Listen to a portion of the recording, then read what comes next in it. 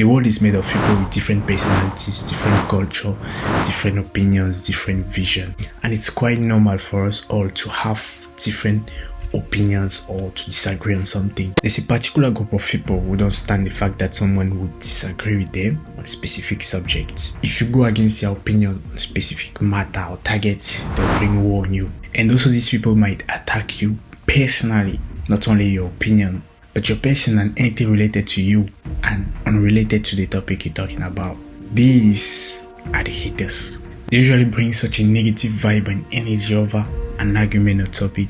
Haters go more and more all over the years, especially with the rise of internet and social media. They are more visible now because the internet allows them to freely, creatively and easily say what they want to say. As a result, today when you see an argument between conflicting personalities, a fan versus a hater, it's a war zone. The hater is usually seen as a bad guy because of all the reasons I just mentioned. So there are some questions you may not have asked yourself before. Are haters always the bad guys? Do haters hate on a specific target just to be mean or evil?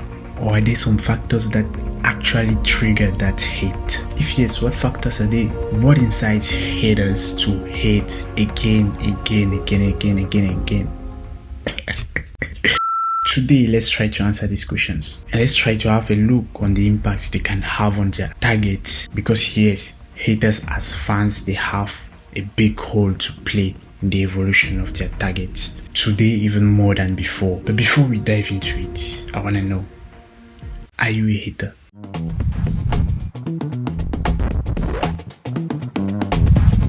Here's Breezy of BTA, and since I talk about things that concern and don't concern me, today I want to talk about the hate culture. Make sure you hit the like button if you enjoyed the video. It's free and it will help others discover it. Do you consider yourself being a hater of Kanye West, Cristiano Ronaldo, Lionel Messi, Andrew Tate? Or as a Muslim, are you a hater of Christianity? Or as a Christian, are you a hater of Buddhism? I want to know in the comments. Well, for me, I think that question needs to be put into context. Let me explain. If I was part of people who invested into Logan Paul's NFT project and got scammed by him, from there on I won't like Logan Paul or whatever he does. I won't like his person. I'll actually hate him for that because he scammed me. Does that make me a hater?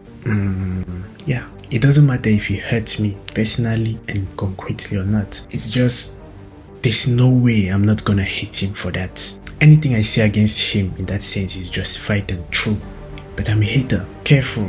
I totally believe there are some guys out there, or maybe even you, that are able to forgive easily in this situation. But guys like that are rare, so I'm speaking in general. Also, if in an argument I start going against Logan Paul, like I start insulting his family, his fans, or anything else linked to him, but that's not linked to the scam, I try to influence people with my hate about him, trying to impose that perspective. In that case, I'm still a hater, but just in another category, what we are about to discuss soon. It's understandable that I'm a bit frustrated that I've lost a lot of money, and that because of Logan Paul. I wasn't objective and the tools I used were not relevant, or the people I attacked to indirectly reach the guilty himself had nothing to do with the scam.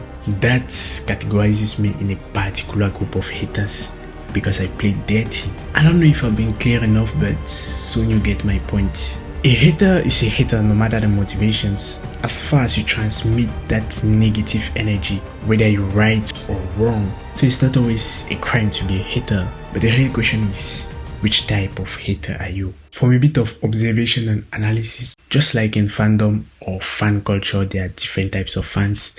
In the hate culture, there are different types of haters, each having different personalities, different motivations, but same opinions generally. So it's actually difficult sometimes to speak of haters without speaking of fans. Both share so many things in common. They are so similar in a contrasting way.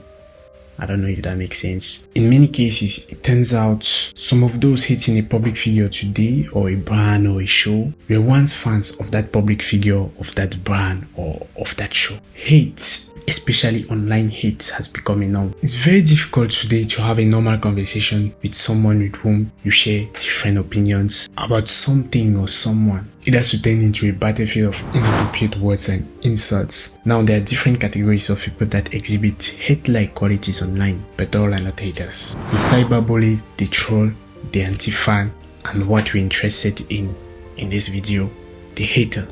I'm mentioning this so we don't get confused into calling a troll a hater or a cyberbully a hater. The cyberbully continuously acts aggressively and intentionally against someone who can't easily defend himself. The troll behaves in a disruptive, destructive, and deceptive manner with no clear purpose for what he or she is doing aside from the fact that he or she must satisfy their boredom. These are the ones that will lure you into pointless arguments just to annoy you. You see lots of these types on Twitter. Anti-fans are the genuine fans of something or someone that stand up to defend what they love.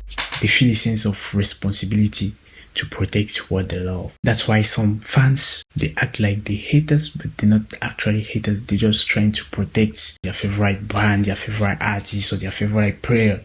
And at last, we got the haters. They focus on a specific target. It's usually a public figure and they dislike everything about him or her.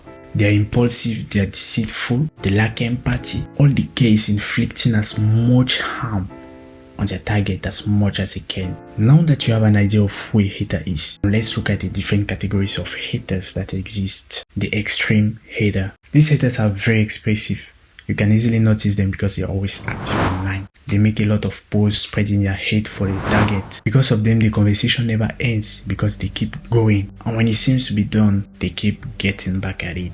These are the type of haters that will actually follow the activities of their target in order to always be informed. Waiting and calculating the slightest mistake their target will make. Waiting for the minimal exposure of weakness of their target to jump on and use it for their winning purpose. Either by making very creative memes, edited pictures or videos, or using visual text. They really use their full energy for their toxic goals. If you are part of these guys, you seriously need to stop. The next is the statistical hater. At least this type of hater, unlike the extreme hater, it doesn't go through random hating. What the statistical hater cares about is numbers. All their opinions are based on numbers, statistics that are in their favor. They totally disregard other things. And here comes the passive hater. Most of us are. It's not very active, just posts 1 or 2 times on social media, just likes, comments, and share the hate posts. Let's say they're just happy to be part of that hate community. This group of haters make the majority of the specific hate community. They don't express themselves as much as the others, but they share the same opinions and the same hate. And our last category is the temporary hater.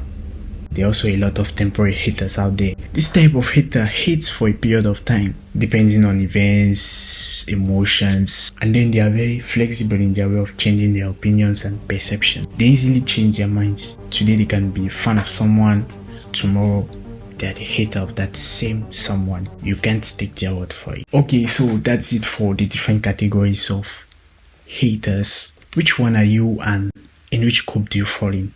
I think now we can answer some of the questions we asked at the beginning of this video. Haters have different reasons for hating who they hate, and they have different reactions. Just like with the Logan Paul example, haters are not always the bad guys. Haters might have legitimate reasons for their reaction, and well, it depends on what their reaction is. I totally don't encourage physical or verbal violence because some haters are able to reach the extremity. Now, what are the effects of hate in our society? How does it impact the target? How does it impact the hater? It's clear for me that it's not sane to hate. Don't be a hater whatever your reasons are, because it's toxic. It's gonna eat you up. It removes any sense of maturity in you. When you grow to a certain age, you look back and say, that was stupid of mine. And the hate you give to someone can actually damage them either physically, mentally, or even emotionally. That's in the case of online hate, because in real life it's even more dangerous. Hate is contagious. It's an energy, so it's easily transmittable. When you hate, you push people in a way to commit to that too. It feels weird to say, but hate also has some positive impacts. When you take the case of the extreme and statistical hater, they always have to follow every single moves of the target, and that pushes up the audience of the target. gives them more followers, more views, more visibility. I want to think of any positive impact on a hater hating on someone, and I see none. Actually, a lot of people build an audience of haters while selling an image of hater, meanwhile in fact they are not. So don't naively believe or trust anything said or shown there on the internet. What I can end up saying in this matter is, don't be a hater, it's not worth it. Focus on yourself. Bear in mind that I mostly focused on online hate in this video, because in real life hate is even more extreme and deep, more dangerous. So that's it. Making this video was very tough since it's a subjective topic. Some may agree with what I said, some might not, but let me know what you think about all this in the comments, and don't forget to like if you enjoyed the video. My analytics show me that 76% of people that watch my videos every week are not subscribed to the channel. So hit the subscribe button and hit the bell so you get notified whenever a video drops. Watch this video if you want to know about the new app everyone is fan of. Thanks again for watching, and I'll see you in the next one next week as always.